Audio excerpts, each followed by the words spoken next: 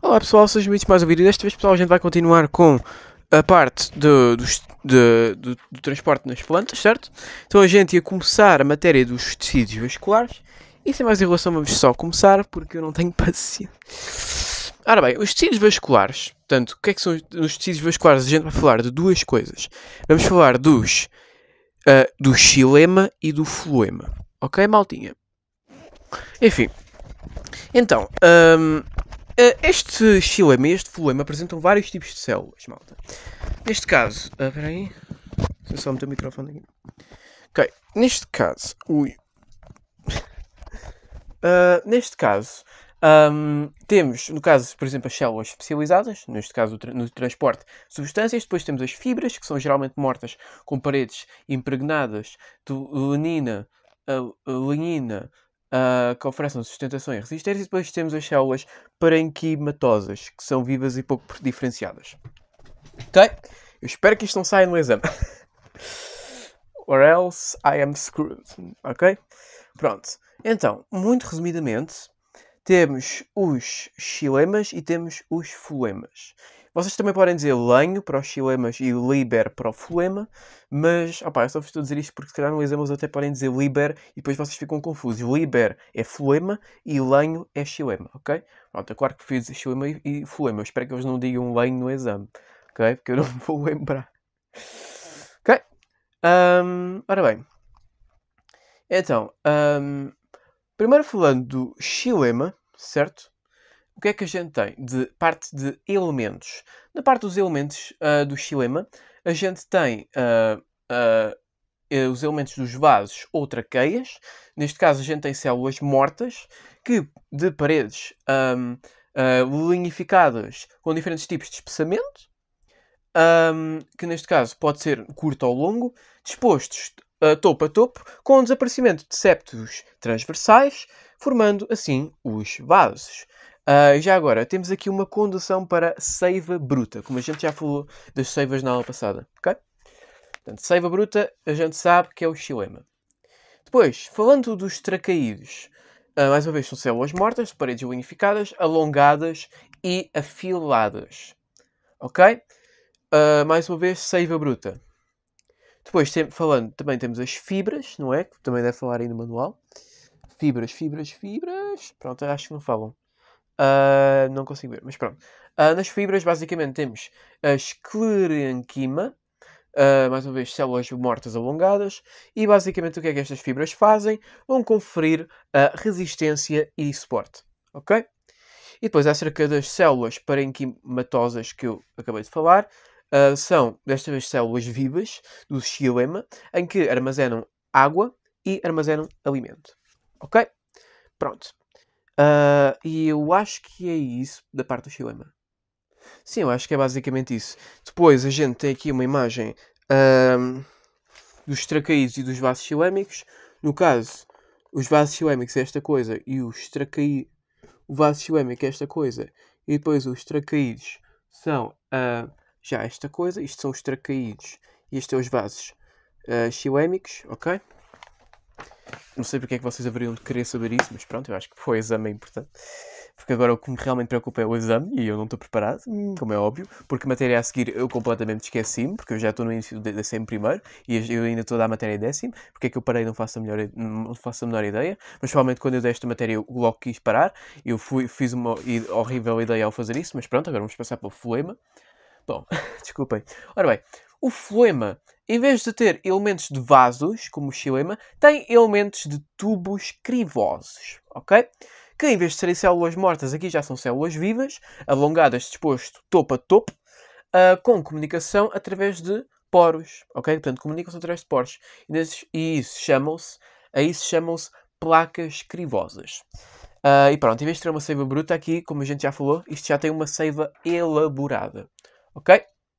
Depois temos as células de companhia, que mais uma vez são células vivas, alongadas, associadas aos tubos crivosos, que ajudam na condução de seiva elaborada. Ok? Até basicamente a mesma coisa, só que muda os nomes. Ok? Basicamente. Quer dizer, não é bem a mesma coisa, mas normalmente aqui quase tem a mesma definição. Depois as fibras, mais uma vez, são mortas, tal e qual como o xilema e o floema, as fibras são mortas, neste caso de esclerenquima, tal e qual como o xilema, e conferem também resistência e suporte. Portanto, as fibras são iguais para os dois. E depois temos as células parenquimatosas, que mais uma vez são vivas para os dois, e basicamente também servem a mesma coisa, de armazenamento de água e alimento. Armazenamento de água e alimento. Portanto, as fibras e as células parenquimatosas são iguais para os dois, para os dois, né? Neste caso o floema e o xilema. E acho que é isso. Depois esta figura mostra, espera aí, mostra aqui, temos aqui, mostra, isto já é para o floema, temos aqui os tubos crivosos, aqui esta coisa. Depois, aqui temos, se não estou engano, espera, como é que se chamava? Peço desculpa. As placas crivosas, exato. Aqui temos as placas crivosas.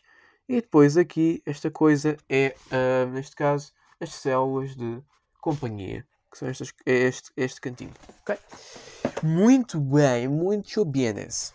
Ok? Pronto. E é basicamente isso. Yeah. Pronto, este PowerPoint que eu estou a ler tem muitas coisas que não estão no manual. Portanto, eu vou mencionar à mesma, caso. Imagina, não sei se sai no exame, mas caso, pronto, só para ter uma noção. Até porque, pronto, vocês devem ter o conhecimento que há coisas que saem das aprendizagens essenciais. Portanto, eu nunca sei se uma coisa sai ou não. Portanto, eu vou falar agora das zonas corticais e zonas medulares. No caso, a zona cortical é limitada externamente pela epiderme e internamente pela endoderme, que geralmente não é visível nos caules, e é preenchida por um parenquima cortical. E depois temos a zona medular, que é preenchida com um parenquima medular, em vez de um parenquima cortical, e na qual se encontram os feixes vasculares. Portanto, isto é a zona cortical e a zona medular, ok? Pronto, isto é basicamente acontece em raízes e caules, em que os tecidos distribuem-se nestas duas zonas, no caso a zona cortical e a zona medular. Basicamente eu acho que se é para saberem alguma coisa disto, só para saberem que o cortical tem uma parenquima cortical e a zona medular tem um parenquima medular. Agora, é melhor saber também a localização, se calhar, que é nas raízes e nos caules. Eu não sei.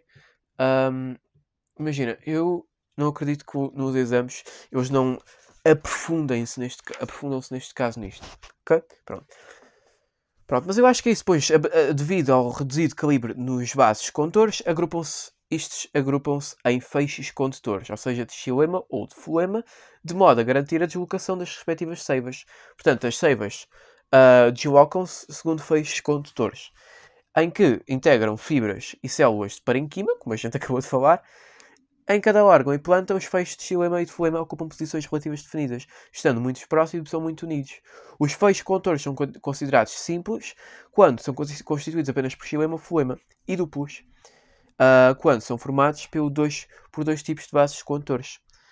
Na raiz, o conjunto de vasos do xilema e de floema são separados e surgem intercalados, sendo portanto simples e alternos.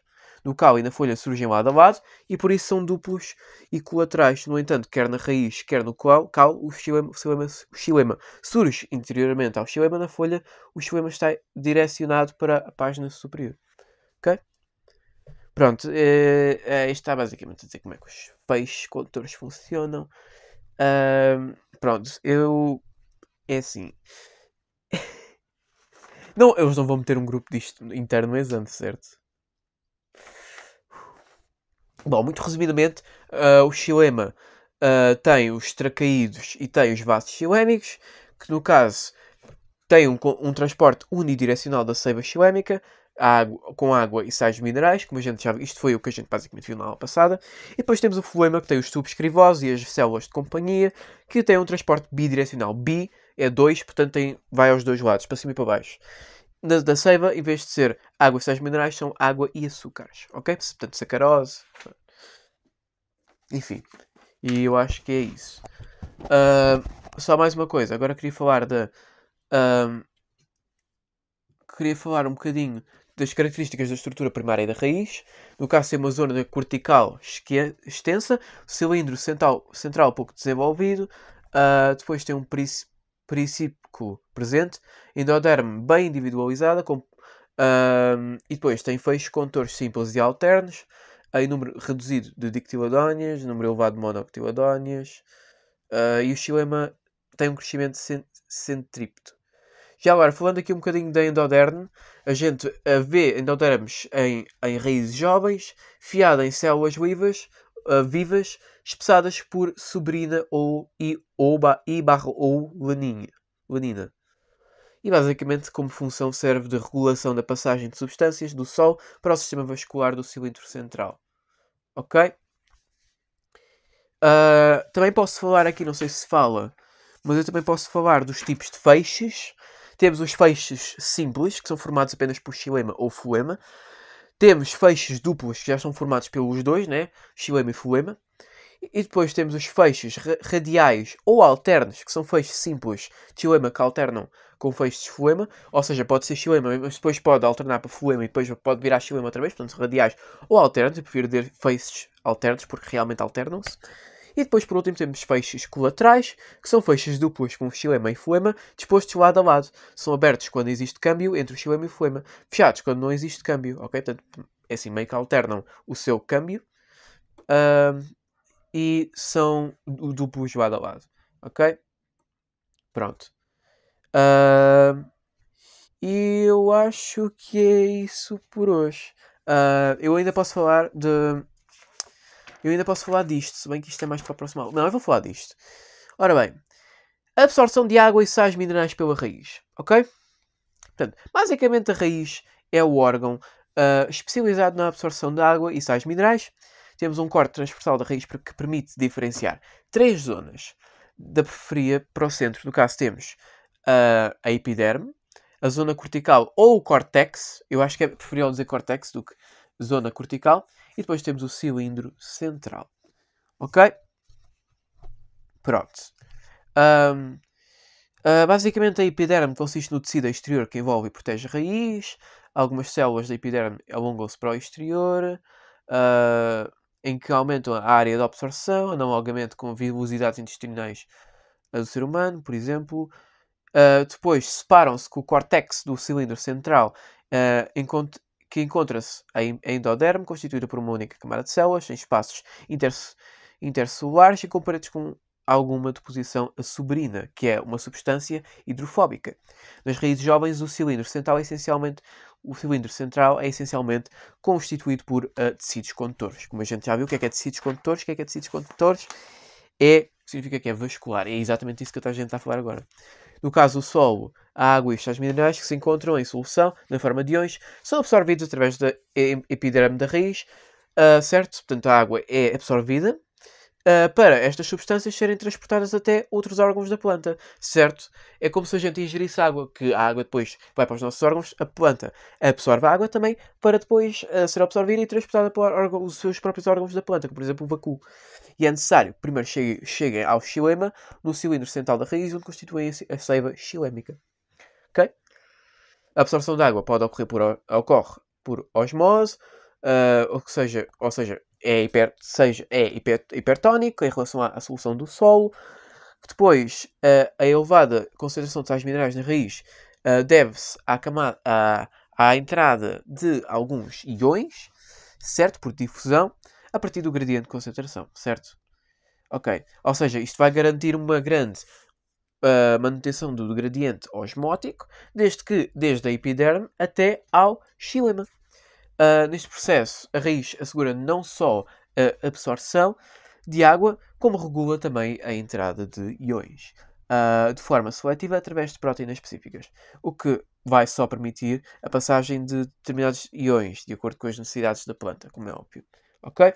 Pronto, e eu agora queria mostrar aqui uma imagem das zonas do caule, não é? Temos a epiderme. Portanto, temos aqui as zonas do caule, certo? Agora temos a epiderme, que tem uma cutícula e estomas. Depois temos a zona cutical, aqui para alguns. Temos a zona cutical com não consigo ver ao contrário. Parenquimas clorofilinos e tecidos de suporte. Depois temos o cilindro central com feixes vasculares e parenquimas e tecidos de suporte. Ok? Pronto, eu também posso mostrar a imagem do livro que mostra epiderme, córtex, endoderme, cilindro central e os pelos vasculares, né? Aqui, certo? E depois eu acho que é isso. Eu também posso falar já agora do movimento da água, dos sais minerais até o xilema, que é considerado um transporte a curta distância, como é qualquer órgão vegetal. Então, existem 3 vias, ok? No caso agora estamos a falar das vias que a água e os sais minerais fazem até ao xilema, ok? Temos a via apoplástica, temos a via simplástica e temos a via transmembranar. A via apoplástica acontece através de paredes e espaços intercelulares. Temos a via simplástica da célula que temos a via simplástica que vai de célula em célula através de plasmodesmos. E por último temos a via transmembranar com a entrada e saída de cada molécula atravessando a membrana plasmática. Portanto, aqui uma imagem das 3 vias, super importante. Portanto, a via apoplástica, simplástica e via transmembranar. Apoplástica, via plástica e simplástica e via transmembranar, certo? Eu tenho mesmo de decorar estes nomes. E basicamente é isso. Depois, a absorção da raiz, temos a água, resumidamente. Depois da passagem da água e de sais minerais, o interior, no interior do cilindro central, já agora só é possível através do citoplasma das células endodérmicas, já que a via apoplástica fica bloqueada pela suberina depositada nas redes destas células, o que impermeabiliza.